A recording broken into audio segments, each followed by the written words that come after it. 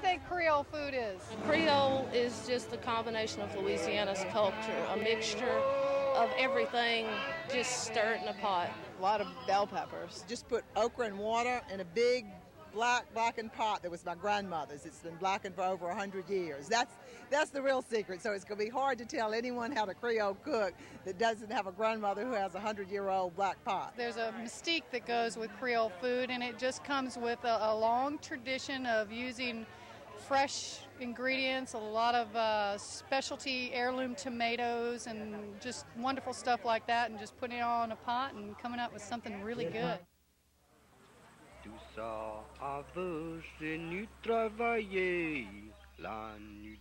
Fresh local ingredients, slow cooking times, the legacy of foodways from the native Indians, the techniques brought by the French and Spanish and their African slaves in the early 1700s, the spices brought by free people of color in the 1790s. They have all evolved into one of America's most distinctive cuisines. Here in Northwestern Louisiana, people proudly practice Creole cooking in an environment where its traditions endure, blending community, sharing, family, survival, and ethnicity into one pot from which we all taste. The Creoles here have lived for more than 2 centuries close to the land, the timeless source of their culture. Dear Heavenly Father, as we come together on this beautiful Sunday afternoon on Cane River, the heart of the Cane River Creole community, we ask that you bless this event. It's common knowledge that every developing culture develop based on their particular staple that's available to them. They develop a style of cooking to satisfy their taste. And the basic for Creole cuisine was established in the West Indies and the Caribbean. When the Europeans and the Africans and the natives merged or came together and started interacting, it was a entire biological fusion, because the Europeans weren't accustomed to some of the staples that the Native Americans ate, and the Native Americans weren't accustomed to the French, Spanish, or African cuisine. And it was in the Caribbean, when these people came together, or the cultures came together and met, that they somehow took some of the food from all of these different cultures and put them together and developed a method or a system of preparing a dish to their particular taste that became known as Creole cuisine. The Albertville community was originally comprised of about 18,000 acres. From the first generation of children of Marie Therese and Claude Thomas Pierre Matoyer, through Spanish land grants and other acquisitions, they bought land, they were given land. Almost 16,000 are still in the hands of the original families. They did have central gardens, large gardens, and they had so many acres devoted to corn to feed the animals, so many acres devoted to corn to feed the families, corn, beans, squash, okra, whatever they happened to want to produce for the family, and everyone kind of ate out of those gardens. There was a lot of trading that went on. One family might have more tomatoes than the other, might have more corn, and so there was a lot of reciprocity that went on. Here, I'll give you this for that. In my lifetime, I can remember right here when, as a family, primarily we were self-contained. We raised, my parents and grandparents raised turkeys, ducks, chickens, squabs, pigeons, pork, beef, and everything. This was a sort of multicultural frontier in the 18th century. So there were Caddo and Indians who were already here, the Natchitoches and their neighbors. The French came, of course, from France and Canada. And gradually they brought in African slaves. And they also had Indian slaves here, many of whom came from the Southwest. Archaeologists talk about what we call a maximum forest efficiency. So, Indians went in the forest like Well, like we go to Walmart, everything you want is in there somewhere if you can find it. We find people, just eating this tremendous array of stuff, fish and fowl and all kinds of wild meats and nuts and berries, everything from crawfish to frogs and alligator. It's already in the dietary schedule, and the French just fell right into that. It's garlic. This is bell pepper and banana pepper, rotel tomato, and onion. Of course, you have your onions, your bell peppers or whatever, and your garlic. And it's I've often remarked a lot of times, a lot of foods. I've had stuff. I've started simmering those in a pot, and someone asked me, "What am I cooking?" And I said, "I haven't made up my mind yet." Because that's the basis for so many different foods. I mean, you can go to a jambalaya, which is a dry dish, more or less. Or you can go to a Creole or an étouffée, which is a moist dish with seafood or whatever in it, with tomato base or whatever like this in it. And you still use this trinity, so to speak, in there. And these things were readily available in Louisiana, so they used them, and they worked. And instead of having to use imported spices or whatever, they were able to use these to make their foods start off with a base that made them really made anything taste good. You could cut up a rabbit and throw them in there after you started that, and it was going to taste good. Doves or ducks, or even you could even make a fish stew, a coubillon, as we call it. People ate at 6, noon, and 6. So meals had to be prepared for that time, but you have to keep in mind that you had wood stoves. The stove had to be hot in order to cook.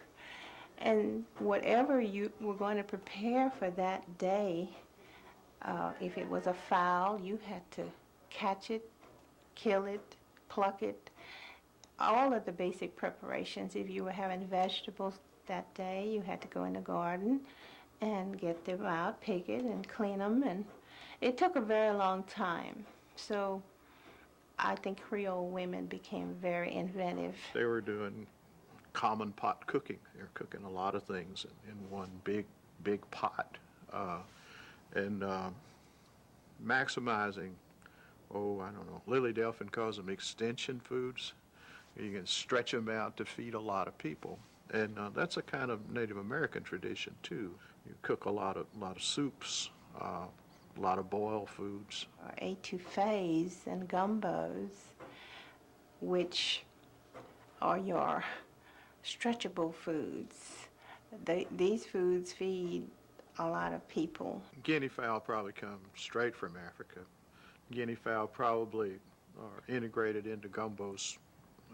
The classic gumbo would be a Guinea gumbo.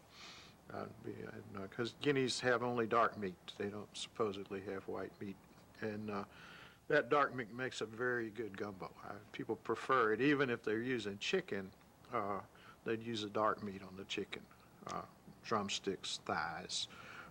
Supposedly that's the best meat. It cooks faster.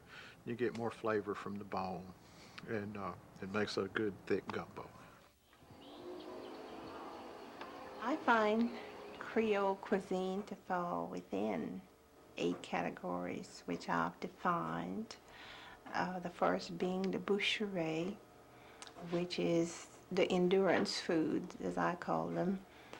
And they consist of all your smoked meats and boudin, crackling, sausages, things of that nature. Well, we had this riverbank right behind our house. And we had this tree back there. I never forget it was a mulberry tree. And for years, it stood for years and years and years. And that's where we would hoist up the calves or the hogs when we slaughtered them. And the people would come from the neighborhood, and your relatives and other friends would come. Whenever anyone was to do this, you would gather in this person's backyard or whatever, and you killed and slaughtered this calf or this hog. And I remember it as a child. I wasn't able to do a lot of the heavy work, but I could shoot the calf or cut the pig's throat when they were holding them down. See, by being small. And of course, we caught the blood from the pigs to make blood boudin. And then off the intestines and stuff like this, we take them to the river and wash them out. And you clean out all of the intestines or whatever. You use well, some people call them chitlins or whatever like this here, but you would use the small intestines for to stuff your sausage in. But all these had to be washed out, and we would take them down the river bank, and put them in the river. And in those days, I don't know how sanitary it was, but that's what we did. In slaughtering animals, both pig and cow, pieces were doled out to different family members. People who came and participated took home a piece of meat with them, at least one piece of meat. There were meat vendors, people who came around door to door and sold meat to the families when maybe they weren't able to have a cow or a pig to slaughter. At 4 o'clock in the morning, Papa would call me. He was already up. Come on, Che, you got to wrap the meat. So we had a little slaughterhouse right close to the house. I wrapped all the meat. I labeled, put the price on it, and filled my box up with meat. And just before daylight, I got in the buggy. And I sold meat all up and down Cane River, Clutcherville, Cypress, and everywhere. I peddled that meat. And the ones that didn't have the money, Papa said, let them have it, Che. So I would say, well, you can have it. My father would come back another time and collect, which he did. You know, I didn't go back to collect, but he would go back and collect. And I sold meat to everybody on Cane River. How old were you? About 11. And you would write down what Oh, everybody... yeah. Whoever bought the meat, I put the name down, how much they bought. I kept up with all that. I was pretty smart, you see. I was my papa's precious.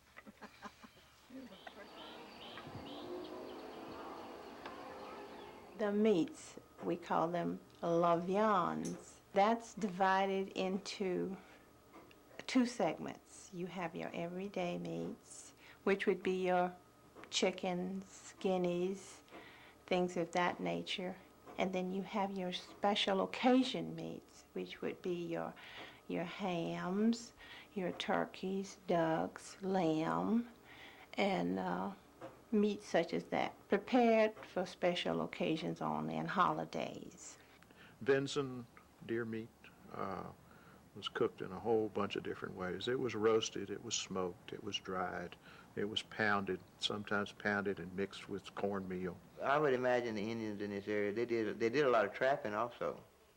Even Marie Therese was known to have been a great trapper herself. That's about how it go around the farm. You do what you got to do. You know, if it's time to clean a game, you clean it. If you want to eat it, you got to clean it. And I had all the children to feed, so I'd clean the games. Other than deer, you don't find anybody wanting to eat possum and raccoon and, you know, and turtle and all that kind of stuff anymore. They went to the city and we said they got cityfied, you know, they don't want to come back and eat what they used to eat a long time ago. During Lent mostly was the time that we would make it our business to have turtle, because during Lent we had turtle and fish. You know, we ate a lot of turtle and fish during Lent because you couldn't eat meat on Fridays. We substituted turtle and fish for the meat. A long time ago in this area, they celebrate the 4th of July by the whole shebang of people, the whole community would meet, maybe in an opening in the woods somewhere, but as long as they had water supply somewhere. And they'd drag some logs together and get some iron pots and cook for everybody. They'd even split a log in 2 for a table, like, for to set it to eat. And the family, the children, and all that, they'd come in wagon, horse buggies, and everywhere. Now, this is a story that Mama told me, that they'd fry fish, they'd make chicken gumbo, they'd cook pork and beef, barbecue beef, and everything. They'd put logs together, put an iron pot on it, and make fire between the 2 logs. And that's how they'd cook. And everybody would come and eat, and what I meant, there would be maybe a couple of hundred people there in one gathering, and maybe another 5 or 6 miles from there they had another gathering.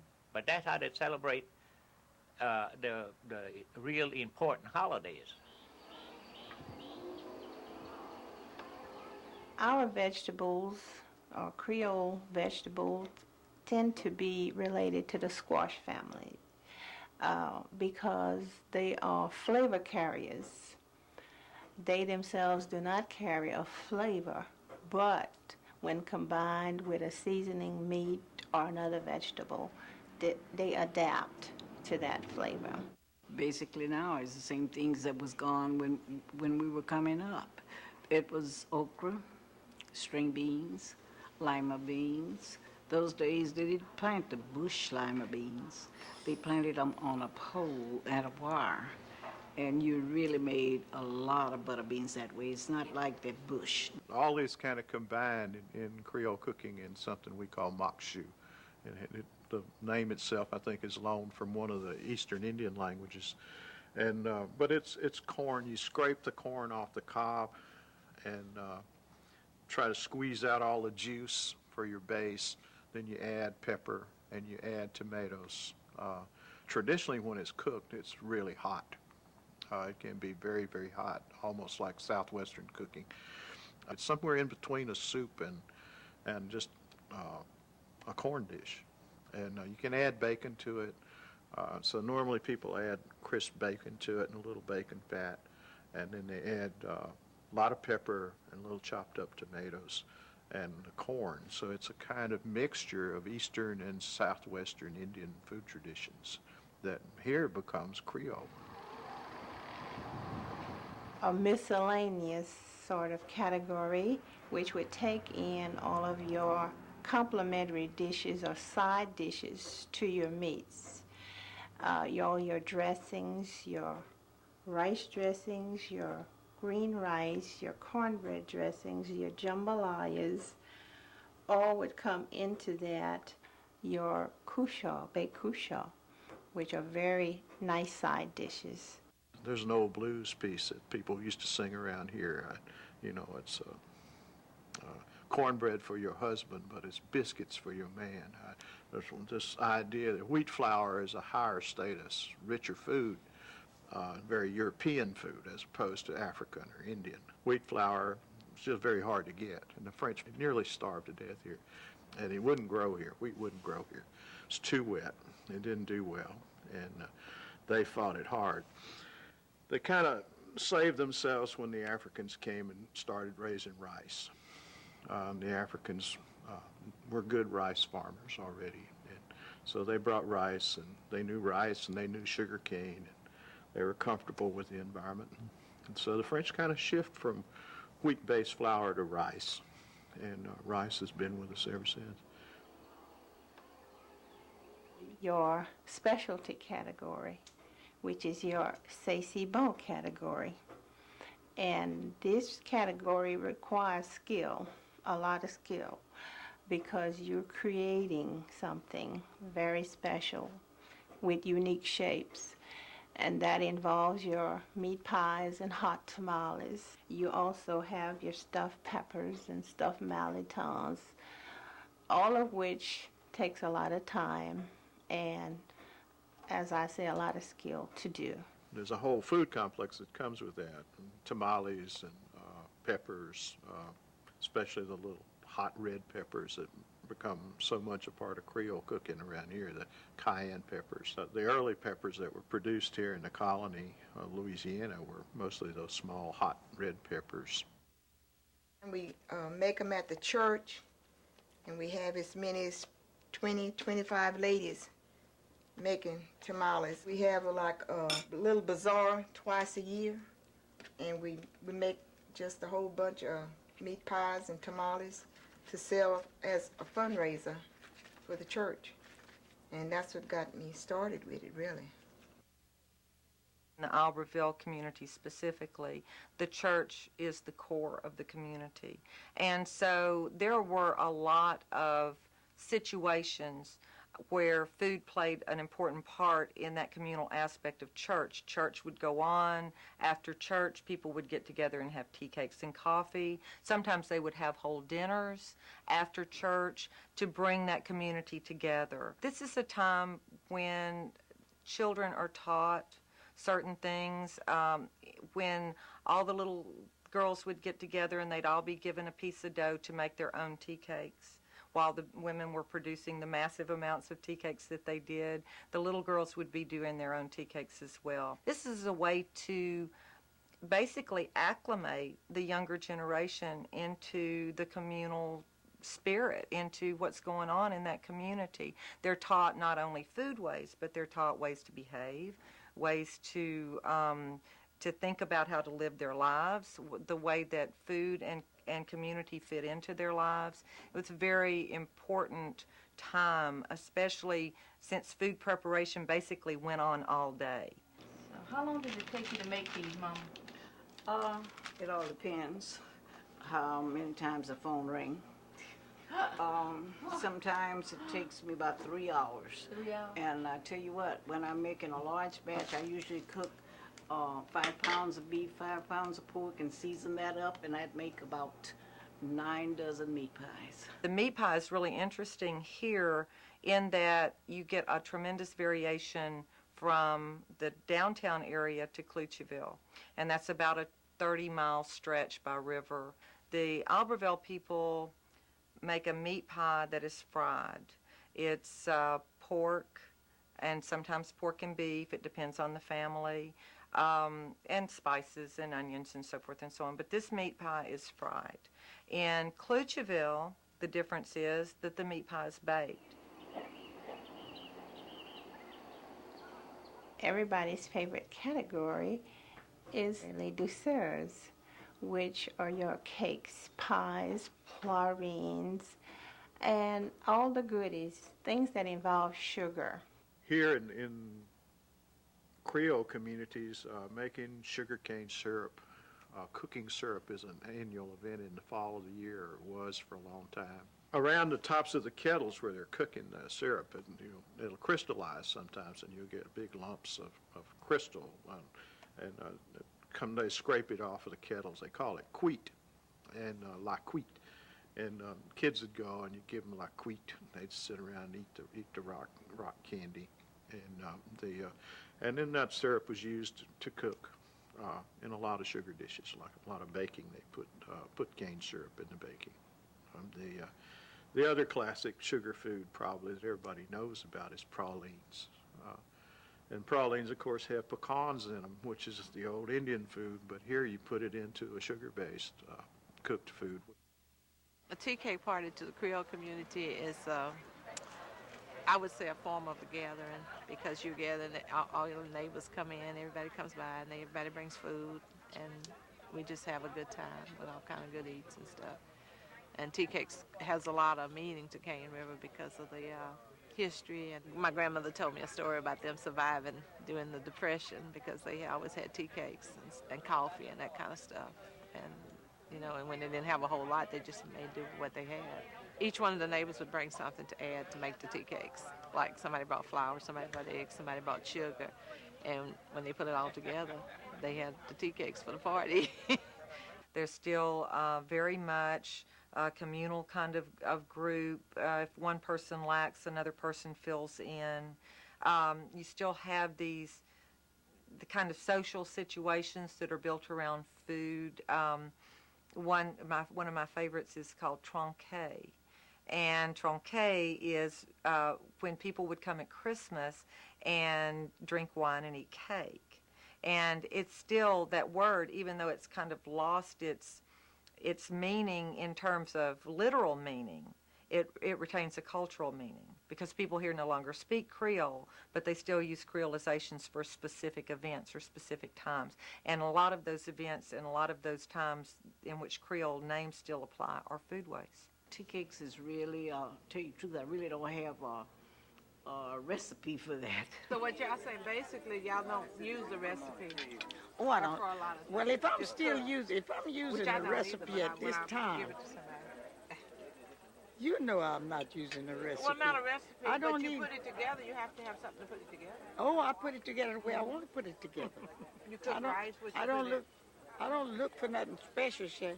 If I do what, cook rice? Like you cook rice, you put a cup of rice, 2 cups of water. That's a recipe. A little short, That's just a little salt. Whenever I cook rice, I just fill the pot up with water, stir it to boil, and then I pour the rice in. And I just boil it until it's done, and then I drain it. And then you put a little salt. And I don't measure anything either. No. I can say this about the youngsters of today. I do think that they are trying to follow in the Creole footstep.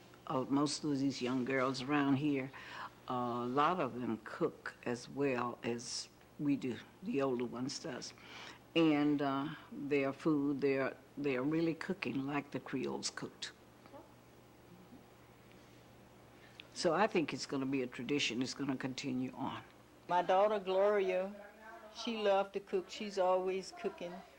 I think she cooks Sunday dinner just about every Sunday, and she have all of her siblings that's down in Lafayette to come over and have dinner with her. If she don't have them, then my other daughter will have them over for dinner. Somewhere they go all get together and have Sunday dinner. Right. And you have 5 daughters. 5 daughters. But they don't want to know nothing about meat pies and tamales. They'll come here and get them, and they might help me once in a while, but they don't know the first thing about tamales or meat pies by making them. I tried teaching them, but they tell me all the time that the people at the church is all people my age and older, and they said when we stop, that's going to be it for the fundraising with meat pies and tamales, because they're not going to do that. The older people, those that's retiring, they are coming back. And we have some people that's just in their 50s that's retiring and moving back. And why do you think that is? Oh, this is home. You know, if they die away from home, they want to be brought back. Everybody who die out in California, wherever, they bring their body back here. This is home. Cane River is home to the people that was born and reared out here. All humans have to have a comfort zone. We come from so many different cultures and so many different countries. We are made up of folk who come from so many different places until our homeland is Cane River. When people come home to Albertville, and they always do, it seems like people just move back every year. More and more people retire from those cities and they come home. And when they come back from Chicago and they come back from Houston and they come back from Los Angeles, they come back to the ways that they remember, the food ways and the community traditions and the church and the family. It's just a way of coming back to the river. It's all about the river. It's all about Cane River. Ma maman faisait les tamales avec la farine de Marie et la farine jaune, toujours la farine jaune. Et faut que chaude ça avec l'eau bien chaud et la graisse pour être bien chaud et tout. Pour faire, quand tu vas mettre dans la farine, sûr tu vas attendre ça frire un petit brin. Et là, à bouillir ces pains de maïs, ces pailles de maïs. Faut que tu les bouilles parce qu'ils sont trop durs, pour bien mous pour toi mettre la pâte en dedans. Tu mets la pâte en dedans et tu la folds up et tu le mets faut que tu mets tout à un côté, les bouts en bas. Et là, tu les cuis pour à peu près 1h30 de temps, juste assez chaud pour les étouffer. Pas pour bouillir, justement pour l'étouffer. Et then, pour 1h30 de temps, ta tamale est fait. Mais bien sûr, c'est 2 manières pour faire le tamale. Tu peux cuire la viande avant, avec tout le saison dedans. Then, tu fais ta tamale, tu le mets à cuire pour 1h30 de temps. Si la viande est rue, faut que tu le cuis à peu près 3 heures. Il y a 2 manières pour le faire.